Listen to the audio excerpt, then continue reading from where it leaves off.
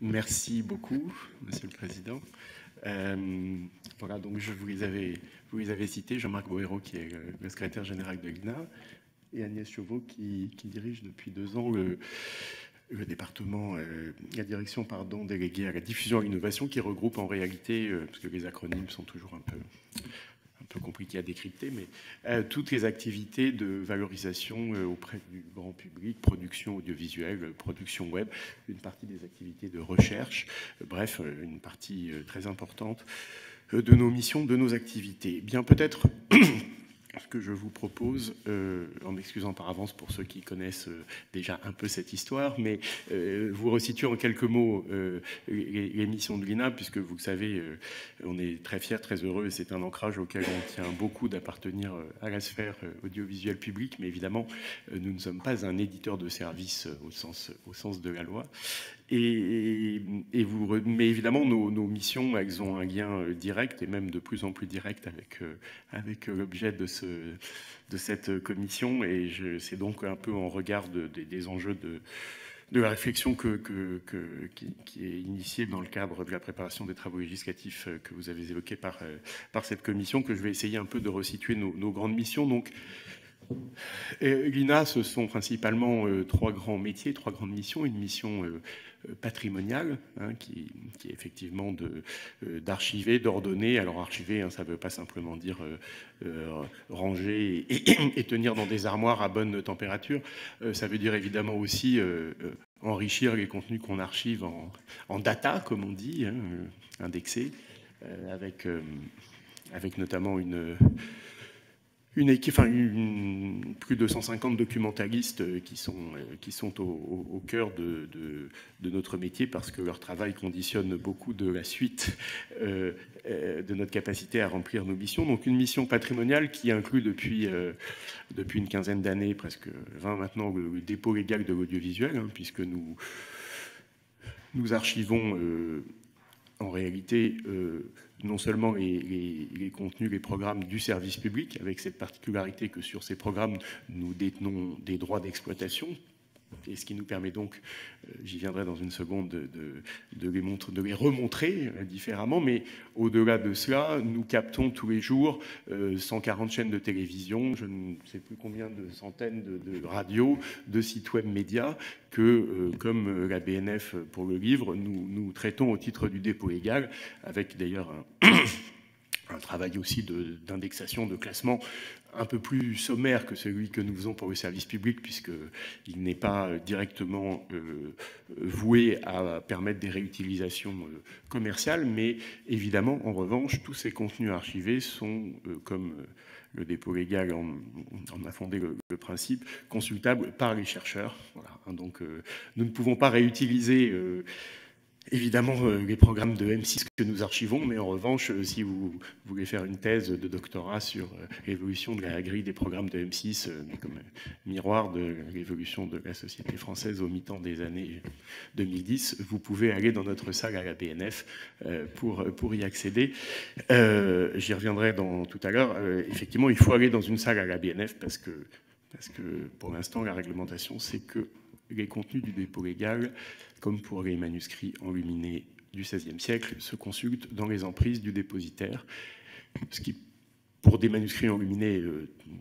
assez compréhensible et toléré. Pour voir des extraits audiovisuels, pour des jeunes doctorants de 25 ans, l'idée qu'il faille aller dans un lieu clos avec des heures d'ouverture, de fermeture, qu'on ne puisse pas le faire de chez soi, est un petit sujet. J'y reviendrai. Voilà pour la mission patrimoniale. Alors évidemment, son pendant, c'est cette mission très importante de valorisation, de remontrer ensuite ces contenus, de produire des nouveaux contenus à partir de ces archives. Alors c'est une mission qui historiquement s'est traduite d'abord par une activité de production audiovisuelle au sens traditionnel du terme, notamment de documentaires à base d'archives, en production déléguée ou en coproduction. Donc chaque année, nous produisons ou coproduisons une soixantaine de programmes audiovisuels, historiquement beaucoup de documentaires. Aujourd'hui, nous essayons d'élargir la palette de ce que nous produisons. Puis à partir de 2006, évidemment, un nouveau mode de valorisation et de partage avec le grand public, d'ailleurs qui pour la première fois à Milina dans une position d'être, comme on dit, en B2C, puisque quand vous êtes dans un travail de production, de coproduction, il y a un intermédiaire entre vous et le grand public, la création du site ina.fr, hein, qui pour la première fois, grâce aux droits qu'on a libérés pour ce type d'exploitation, on a pu partager avec le public un nombre croissant aujourd'hui, je ne sais plus combien de 50 000 ou 60 000 contenus, je ne sais plus si c'est en heures ou en contenu, mais enfin, en tout cas une offre très riche qui a été évidemment une étape clé en 2006, il y a plus de 10 ans, dans la modernisation de la mission de partage, de valorisation de l'INA. Donc mission patrimoniale, conservée, archivée de façon pérenne, valorisation, et puis troisième mission de l'INA, transmission des savoirs. Et ça, c'est notre mission de formation, hein, puisque l'INA a hérité de l'ORTF toutes les actions de formation. C'est d'ailleurs, pour l'anecdote, la raison pour laquelle, au moment de l'éclatement de l'ORTF, l'INA est partie s'installer à Brie-sur-Marne, parce que quelques années avant, 75, en 71 ou 72, l'ORTF avait construit, au milieu de champs de betteraves, son centre de formation. Donc c'est un bâtiment d'ailleurs qui ressemble à un bâtiment scolaire, et dans lequel nous conduisons nos activités de formation professionnelle, tournées à la fois vers le service public de l'audiovisuel, mais aussi vers des clientèles privées, des stages de formation sur tous les métiers qui touchent à l'audiovisuel et maintenant au numérique, et puis également des activités depuis 2007 de formation initiale, hein, puisque nous avons une quinzaine de BTS, master, dans divers métiers, dans diverses filières, production, archivage audiovisuel, musique électronique, puisque l'INA, pas par une bizarrerie de l'histoire, mais l'ORTF, le service de la recherche de l'ORTF, sous l'impulsion de Pierre Schaeffer notamment, avait développé ce fameux GRM, groupe de recherche musicale, qui était, alors je ne saurais pas bien vous expliquer le détail des controverses entre Pierre Boulez et Pierre Schaeffer, mais enfin c'est visiblement, il ne faut pas parler de l'IRCAM au GRM et du GRM à l'IRCAM. En tout cas, peu importe, c'était une activité qui chez nous est également très liée aux activités de recherche, parce qu'ils ne font pas que faire de la musique. Chaque année, ils brevettent aussi et vendent des logiciels de traitement du son très sophistiqués qui sont utilisés par beaucoup d'artistes de la scène électro, depuis Jean-Michel Jarre, qui fut un élève de Pierre Schaeffer, jusqu'au Daft Punk. Voilà. Donc, conserver, archiver la mission patrimoniale qui inclut le dépôt légal, valoriser, partager ses contenus avec le public, directement ou indirectement, et puis transmettre tous les métiers de l'audiovisuel et adapter nos formations et aider tous les professionnels du secteur à adapter leurs compétences aux évolutions assez rapides de leur écosystème, que ce soit en termes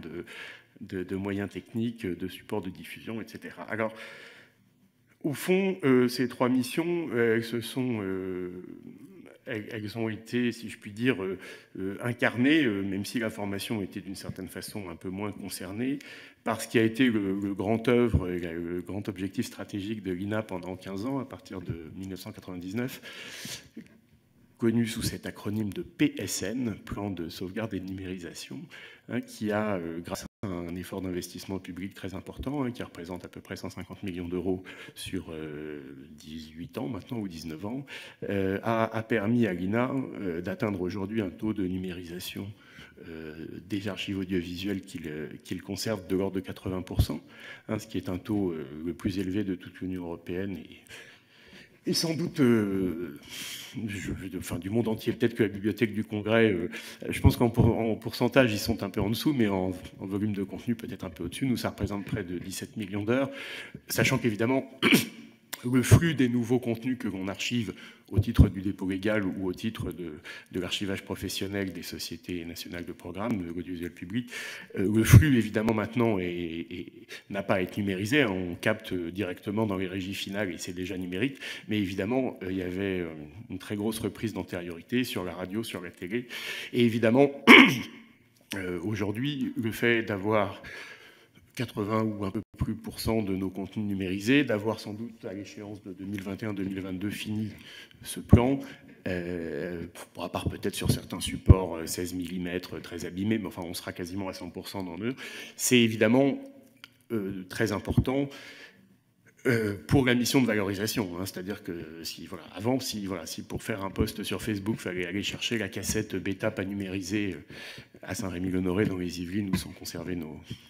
nos supports originaux, le temps que on ramène la bêta, qu'on fasse le montage, enfin bref, le post 4 jours après risquait d'être un peu moins pertinent. Donc évidemment, le fait d'avoir réalisé ce PSN est quelque chose qui est un atout considérable. Et au fond, à mon arrivée à l'Institut, il y avait la conscience très forte dans cette maison qu'ils avaient, plutôt que d'autres, pris le virage du numérique, mais du numérique sous l'angle des outils, hein, transformer des supports analogiques en supports digitaux, mais que du côté des usages, depuis la révolution réelle qu'avait représentée INA.fr, il y avait sans doute une deuxième étape à concrétiser rapidement, ne serait-ce que parce qu'au fond, INA.fr, qui a été une construction très innovante, hein, et par ailleurs, comme je vous le disais, premier lien direct vis-à-vis du public créé par l'INA avec l'ensemble des citoyens, c'était un concept qui, avec l'accélération du temps numérique, un grand site portail où vous pouvez fouiller vous-même pour trouver des extraits vidéo à l'heure où vous en recevez 50 par jour sur... dont 48 chats qui se cassent la figure, mais je veux dire, voilà, il y a un moment, si vous n'utilisez pas, vous n'êtes pas dans une démarche simplement de mise à disposition, alors je dirais pas passive, hein, parce que INA.fr était, et encore plus aujourd'hui, un site éditorialisé avec des propositions, mais si vous n'utilisez pas tout ce qu'offre le numérique pour pousser vos contenus vers les gens, les éditorialisants, je vais y revenir dans une seconde, au fond, aujourd'hui, détenir des contenus audiovisuels et en détenir beaucoup, je veux dire, il y a encore 10 ans, c'était un grand privilège et ça faisait de vous déjà un acteur rare. Aujourd'hui, des contenus audiovisuels, tout le monde en produit. Il suffit de filmer ses camarades, tout le monde les diffuse. Voilà, donc, si une blogueuse beauté sur Instagram qui a 2 millions de followers est un média très puissant, donc il suffit pas d'avoir des contenus et de savoir les diffuser ou de les mettre à disposition pour exister. Et donc au fond, aujourd'hui et depuis 2 ans, nous avons abordé de façon résolue le numérique du côté des usages, des nouveaux usages, c'est-à-dire comment adapter notre offre et notamment notre mission de valorisation de ces contenus aux nouveaux usages, sachant qu'effectivement, alors même qu'on a maintenant toute la facilité technique qu'offre l'existence d'un stock très largement numérisé, si on continue de s'en servir uniquement pour produire, quelle que soit leur qualité, des documentaires historiques de deuxième ou troisième partie de soirée sur des chaînes hertziennes ou des chaînes de complément du paysage audiovisuel, je ne sais pas très bien qui regardera des archives et des programmes à base d'archives dans 20 ans. Donc, on a engagé résolument une démarche d'adaptation de nos propositions éditoriales aux nouveaux usages, donc qui a pris diverses formes. La création en octobre 2015 de la première plateforme de SVOD du service public, INA Premium, de 99 par mois. Au lieu de retrouver simplement des extraits gratuits avec un peu de pub devant, comme sur INA.fr, là, si vous vous abonnez, vous pouvez retrouver l'intégrale d'un très grand nombre d'émissions, qu'il s'agisse de fiction, de documentaires, au décès de Jean d'Ormesson, vous pouviez retrouver tous les apostrophes de Jean d'Ormesson, et Dieu sait qu'il y en avait. Avec au fond, alors, on n'a pas eu des moyens, on n'a pas pu faire, parce que vous savez, c'est clé dans une offre de SVOD, une campagne de marketing et de dépenses de communication très importantes, mais sans un sou de dépenses en communication, on a quand même aujourd'hui, en 2 ans et quelques, 15 ou 16 000 abonnés. En cumul, on en a une cinquantaine de milliers. Bon, ensuite, il y a le taux de désabonnement fait que la progression nette est aujourd'hui à 16 ou 17 000, mais ce qui, par rapport à ce type d'offre, est sans un sou de publicité, est en réalité plutôt prometteur. Alors ensuite, la question est de savoir comment, à la fois, effectivement, en termes dépenses marketing d'une part, et puis de dépenses techniques aussi, parce que de plus en plus la concurrence de toutes ces plateformes type Netflix, Amazon, etc., en termes d'expérience usagée, là aussi, il faut sans doute investir un peu pour la rendre plus fluide, mais enfin, ça a été très important pour nous de dire que des contenus d'archives pouvaient tout à fait trouver, et même peut-être plus que certains contenus frais, on y reviendra tout à l'heure sur la construction éventuelle d'une offre de SVOD au sein du service public, mais enfin qu'on avait là des contenus un peu de niche, mais qui, bien éditorialisés, pouvaient être réellement constitutifs d'une offre SVOD pour laquelle nos concitoyens étaient prêts à payer une somme modique pour accéder à un certain nombre de programmes. Donc, l'adaptation aux nouveaux usages en termes de mode de diffusion, ça a été la plateforme de SVOD. Et puis en termes d'éditorialisation, de format, pour nous, une étape très importante, ça a été la participation à France Info. C'est pour ça que lorsque à la rentrée 2015, Delphine Ernotte et Mathieu Gallet ont annoncé ce projet, je me suis tout de suite incrusté en disant je sais pas ce qu'on va faire, mais on va faire quelque chose. Et parce que pour nous, c'était précisément une possibilité d'investir un nouveau type de format, le format court, parce que l'activité de production de documentaires, programme pour la télévision, c'est des 52, des 90 minutes. Et là, donc, en 6 mois, et sous l'impulsion d'Agnès Chauveau, on s'est mis à produire 3 fois 2 minutes 30 par jour. Donc on est passé à une production massive de programmes de flux. Bien sûr, pour la chaîne, pour le site France Info, et puis pour notre propre site, puisqu'évidemment nos modules qui mettent en relation l'actualité avec les archives, qui donnent au fond de la profondeur à l'actualité, ou dans ce monde d'immédiateté très forte, ou une actualité chasse l'autre, tout d'un coup, les archives ne sont pas la seule chose, le seul gimmick qui permet de prendre un peu de recul. Voilà, une intervention d'un expert, encore faut-il qu'il ou elle soit vraiment expert et que ce ne soit pas toujours le même, mais peu importe. En tout cas, nous, on a considéré que, d'une part, en termes de mission de l'INA, de prise de recul, de donner de la profondeur à l'information, et c'est d'ailleurs ce qui apparaît très clairement dans les sondages qualitatifs qui sont faits sur l'offre France Info. Nos modules ont été très appréciés, et puis plus prosaïquement en interne, ça nous a permis en quelques mois de passer de 40 ans de production de 52 ou 90 minutes à des modules courts très adaptés aux réseaux sociaux. Ça a évidemment changé la façon dont INA.fr, qui aujourd'hui d'ailleurs ne fait plus qu'un avec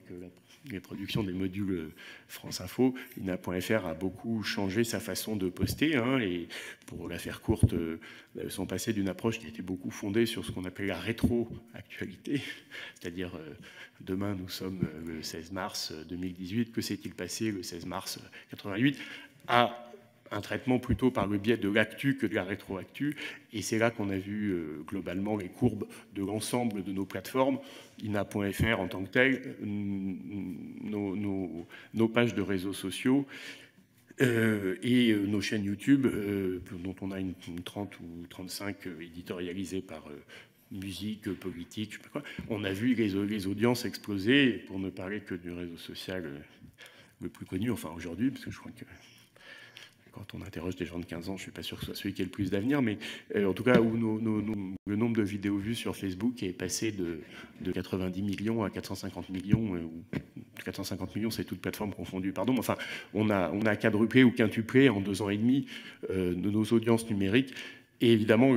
avec une quantification de la courbe très très nette à partir d'octobre 2016, pas forcément d'ailleurs sur les contenus qui étaient produits pour la chaîne Info et mis en ligne, mais parce que globalement, ça a redynamisé notre production éditoriale, et on est passé un peu d'une proposition qui était beaucoup liée à l'abondance. Venez sur ina.fr, il y a tout, mais venez fouiller vous-même et débrouillez-vous, à une proposition ou envoi de contenu plus ciblé, à quelque chose qui était plus fondé sur la pertinence des propositions et dans un lien avec l'actu, et d'ailleurs qui pour nous a été aussi une démarche capitale en termes de conquête de nouveaux publics, hein, parce qu'on sait bien que le public des documentaires historiques, j'y vais un peu à la hache, hein, mais des documentaires historiques de deuxième ou troisième partie de soirée diffusés sur notamment France Télévisions, Arte, bah, c'est un public CSP+, plus de 60 ans. Enfin, évidemment, avec nos modules, nos formats courts diffusés très massivement sur les réseaux sociaux, on touche évidemment une nouvelle population en termes de tranche d'âge, en termes de CSP, en termes de... Et c'est évidemment tout d'un coup, alors c'est juste pour vous donner un exemple, mais comme nous sommes un EPIC et qu'il faut veiller à redresser la barre de nos ressources commerciales, ce qui, après 6 ans de baisse depuis 2 ans, est le cas, on reçoit tout d'un coup des coups de fil de directeurs de la communication et de directrices de la communication de grands groupes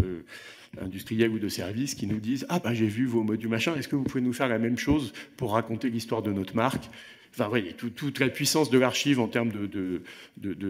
narration, de raconter une histoire,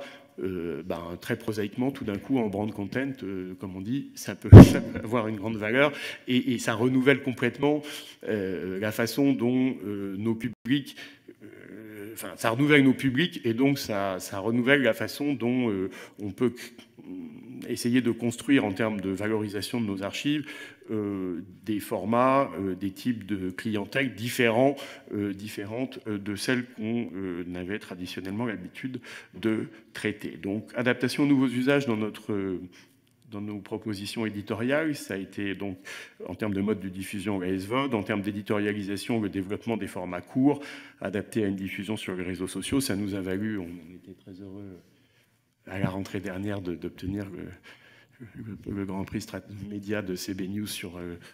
la catégorie stratégie social média, comme il dit, c'est de l'anglais, mais on comprend ce que ça veut dire et c'était pour nous exactement pile poil ce qu'on pouvait espérer de mieux en termes d'encouragement à notre politique d'adaptation éditoriale aux nouveaux usages numériques. Mais au fond, cette adaptation de nos propositions aux nouveaux usages numériques qu'on met en œuvre depuis 2 ans et demi, elle est vraie pour tous nos autres métiers. Alors, je vais aller plus rapidement, mais sur la formation, c'est sûr qu'on ne peut plus se contenter d'abord en termes de contenu des formations, de proposer des formations sur apprendre à tenir une caméra, apprendre à monter sur tel ou tel logiciel de montage. Évidemment, tout ce que permet les techniques du numérique. Donc aujourd'hui, on a enrichi notre catalogue de beaucoup de formations sur la réalité virtuelle, sur comment faire de la data visualisation sur des programmes courts. Évidemment en capitalisant sur aussi notre expérience, notamment de participation à France Info. Ça, c'est pour le contenu des formations. Pour vendre nos formations, c'est la même chose. Je parle de formation professionnelle. Si pour vous inscrire, il faut passer des coups de fil pour que quelqu'un, à l'INA, au bout du fil, note votre nom sur un cahier, à Spiral. Bref, l'enjeu, c'est aussi comment on digitalise notre interface, notre mode de relation avec nos clients potentiels, nos stagiaires potentiels en formation pro. Donc, c'est toute la possibilité d'abord de s'inscrire en ligne aux formations. C'est le développement de programmes de complément de MOOC, comme on dit, toute une offre de digital learning qu'on est en train de mettre en place. Et puis aussi, évidemment, un enjeu de transformation des métiers de l'audiovisuel à cause du numérique, en termes de polycompétences, etc., qu'on essaye de développer et qu'on espère aussi développer, on pourra en parler si vous le souhaitez, dans le cadre des regroupements, des rapprochements, des synergies au sein du service public, puisque l'INA tenait de la loi une mission particulière en termes de formation, qui a été un peu complexifiée par notamment les règles relatives au marché public, parce que voilà, comme il est écrit dans la loi de 86 que l'INA participe à la conception des plans de formation, mais que participer à la conception des plans de formation, quand derrière ça se traduit par ailleurs nécessairement par des appels d'offres, en réalité, c'est pas possible, parce que si vous avez conseillé quelqu'un sur ce qu'il devait faire comme plan de formation, vous ne pouvez plus répondre, et réciproquement. Donc, c'est tout ça qu'on va essayer. Alors même que, si on était une seule entreprise, ou qu'on avait en tout cas regroupé tout ce qui concernait la formation dans une seule entreprise, parce qu'on a le même actionnaire, parce qu'on est les mêmes, on n'aurait normalement pas besoin de faire d'appel d'offres, puisqu'on serait serait dans un dispositif dit in-house au sens de l'ordonnance de 2015. Donc les enjeux d'adaptation aux nouveaux usages numériques, ils sont vrais d'abord, et c'est pour ça qu'on a mis d'abord le paquet sur la partie valorisation des contenus, mais ils sont vrais pour la formation, et ils sont vrais aussi, par exemple, j'avais dit que j'y reviendrai, je vais le faire très rapidement maintenant, pour y compris nos offres, nos métiers plus patrimoniaux, nos offres aux chercheurs. Hein. Aujourd'hui, le fait que l'accès au dépôt légal audiovisuel ne puisse être fait que dans les emprises, que dans un lieu physique, c'est un sujet. Hein, autant je crois qu'il y a une acceptation générale pour des doctorants, des chercheurs. Je vois monsieur cher Pascal, ça va pour venir consulter des archives papier, pour être un peu caricatural, des manuscrits enluminés, tout le monde comprend qu'il faut venir dans un lieu fermé, mettre des gants et faire ça avec précaution. Hein. Voilà. Pour regarder juste des images qui bougent sous forme d'extrait, dont par ailleurs vous êtes abreuvé, l'idée qu'il faille aller dans un lieu fermé avec des heures de... Mais comme les dispositions du dépôt légal audiovisuel qui régissent l'accès au DL audiovisuel sont les mêmes que celles qui régissent l'accès au dépôt légal de l'écrit, et que ça, par ailleurs, ça ressortit de compétences en partie européennes, aujourd'hui, on voit bien que dans le nombre de chercheurs qui viennent dans notre salle à la BNF baisse, le nombre, sinon la qualité des thèses qui sont soumises à notre prix annuel de la recherche baisse, ou le nombre, hein, la qualité, heureusement pour l'instant, est préservée, mais si vous voulez, au fond, pour des gens de 25 ans, il y a quelque chose de complètement contre-intuitif à devoir venir s'enfermer dans un lieu, fut-il très bien organisé, avec 5 ou 6 documentalistes à votre disposition pour organiser vos corpus et vos thésaurus. Mais voilà, hein, le chercheur étant un internaute comme les autres, et voilà, il y a l'idée qu'il ne puisse pas accéder à distance, alors même qu'en termes de sécurisation pour éviter une dissémination massive de propriété intellectuelle sous droit, il suffirait de tramer les images INA, de les mettre en basse définition. Enfin, je ne crois pas que ça permettrait que tout d'un coup on retrouve sur les réseaux sociaux ou ailleurs des contenus INA piratés, parce que de façon générale, même surtout sur les réseaux sociaux, l'exigence de qualité technique des images qu'on vous propose, qu'on pousse vers vous, est très élevée. Et donc, au fond, je pense qu'on peut tout à fait sécuriser, par ailleurs, avec des codes d'accès, cet accès. Et que si on ne permet pas cet accès à distance, je le dis aux législateurs, alors sachant qu'il y a un enjeu aussi européen, ça veut dire petit à petit que, d'abord, ces sources audiovisuelles, d'archives audiovisuelles qui sont quand même très riches pour des thèses d'histoire, de sociaux, d'humanité digitale, comme on dit, vont être sous-exploitées. Ça a été quand même une partie de cet investissement public de 150 millions. Je veux dire, pourquoi on l'a fait si c'est pour que de moins en moins de gens viennent physiquement à l'Inatech les consulter? Et puis ça veut dire aussi que la qualité des recherches menées à partir de ces archives risque de diminuer. On voit bien que dans certaines listes de sources de ceux qui nous soumettent leurs thèses chaque année à notre prix de l'Inatech, on a eu la surprise de voir au fil du temps, bon, évidemment celles-là on les écarte parce que scientifiquement c'est un peu compliqué, mais source ina.fr. ina.fr, on a 50 ou 60 000 heures, on n'a pas 16 millions d'heures. Enfin, scientifiquement, c'est aberrant, mais en même temps, ina.fr, vous pouvez ouvrir votre ordinateur, le faire de chez vous, et voilà. Donc ça, pour nous, les enjeux d'accès au dépôt légal à distance,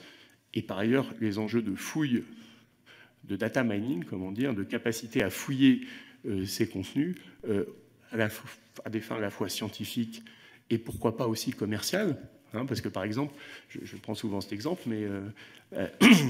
une grande marque de soda américaine serait prête dans le cadre de notre mission industrielle et commerciale, à nous payer des montants assez conséquents pour savoir comment son logo ou sa bouteille apparaît dans 30 ans de programmes de télévision. Et nous-mêmes, notre recherche a développé des logiciels de reconnaissance de forme, etc., qui permettraient mais simplement, on n'a pas le droit de le faire, parce que pour fouiller des contenus audiovisuels, il faut faire une copie de travail. Or, il n'y a pas d'exception fouille il y a une exception copie privée, il y a une exception bibliothèque, mais il n'y a pas d'exception fouille à des fins commerciales, et même pour la recherche, c'est compliqué. Donc, en réalité, alors même que ça ne porterait nullement atteinte au contenu. Enfin, c'est pas une façon... Je veux dire, le produit fini de ce type de prestation, ce ne serait pas un film mettant en scène toutes les apparitions de cette bouteille ou de ce logo. Ce serait juste des camemberts, des tris à plat, des tris croisés. Enfin, ce serait le produit d'une fouille à la fois des images et éventuellement des métadonnées associées. Et ça, on n'a pas le droit de le faire. Et là aussi, ce serait quand même une façon de rentabiliser les 150 millions d'euros d'investissement qui ont été faits par la puissance publique depuis un peu moins de 20 ans pour nous aider à tout numériser et qui est aujourd'hui justement le fait qu'on ne puisse pas s'adapter aux nouveaux usages numériques sur ces activités de recherche et de fouilles à des fins de recherche et même commerciales, éventuellement du dépôt légal, et là c'est clairement un obstacle à la digitalisation des usages sur les différentes propositions de l'INA. Alors en attendant, on fait plein de choses. Maintenant, tous nos chercheurs primés, on leur fait enregistrer un petit module sur le mode ma thèse en 180 secondes qui s'appelle Bref, je cherche, où ils présentent, voilà, qu'on viralise ensuite sur les réseaux sociaux. On essaye d'utiliser quand même les nouveaux usages numériques pour attirer des nouveaux chercheurs et faire la promotion de nos collections en tant qu'outil d'aide à la recherche en sciences sociales et humaines, notamment pour les doctorants. Mais enfin, évidemment, il y a encore beaucoup à faire de ce côté-là pour s'adapter aux nouveaux usages numériques. Et ça ne dépend hélas pas que de nous, mais du législateur européen et en partie français. Voilà, donc au fond, cette question de l'adaptation aux nouveaux usages numériques, elle est au cœur du projet d'entreprise qu'avec Jean-Marc, Agnès et quelques autres on porte depuis 2 ans et demi. Pour nous, c'est clairement une chance. On est moins que nos camarades qui, eux, ont clairement un défi très important qui est qu'au fond, le développement du numérique, des modes de diffusion, des plateformes, etc., vient concurrencer leur activité historique, alors même que la captation du marché audiovisuel, du marché publicitaire qui est fait sur ces nouveaux supports, on ne peut pas dire qu'ils aient exactement réussi, privé ou public, mais privé surtout, à transformer leur puissance publicitaire en broadcast sur le numérique. Nous, on n'a pas tellement ce problème-là, c'est plutôt une opportunité. Tout d'un coup, vous voyez, il y a 5 ou 6 ans, quand la grande question qui agitait l'INA était de savoir est-ce qu'on était un média, est-ce qu'on devait le devenir, la réponse était on n'a qu'à créer une chaîne de télé avec des archives. Bon, vous voyez, aujourd'hui, voilà, on est un média, et c'est vrai que d'une certaine façon, nous, ça ne remet pas en cause des activités traditionnelles ou ça ne challenge pas des activités traditionnelles. Ça challenge la façon dont on partage nos contenus, je vous l'ai dit tout à l'heure, mais ça ne vient pas remettre en cause de façon fondamentale notre modèle économique. Au contraire, ça lui offre de nouvelles opportunités sur tous nos métiers. Et c'est pour ça que beaucoup des enjeux qui sont ceux à l'œuvre depuis 2 ans et demi et pour les années qui viennent à l'INA me semblent au cœur des sujets abordés par votre commission, parce qu'on peut devenir aussi... l'INA, par exemple, c'est pour vous dire que le sujet peut être pris de plein de façons. Notre plateforme de SVOD, aujourd'hui, si on veut l'enrichir au-delà des programmes d'archives sur lesquels on a libéré les droits pour la SVOD, on est en train de réfléchir aujourd'hui avec le CNC à aider les producteurs audiovisuels à faire leur propre PSN, si je puis dire, c'est-à-dire à sauvegarder, à numériser leur catalogue de programmes. Évidemment, si on y participe, si comme on le fait d'habitude quand on prend des mandats sur ce type de catalogue, en échange de sa numérisation, en gros, la prestation est moins chère si on a un mandat pour les exploiter. Tout d'un coup, la mise en ligne sur notre offre de SVOD de ces catalogues audiovisuels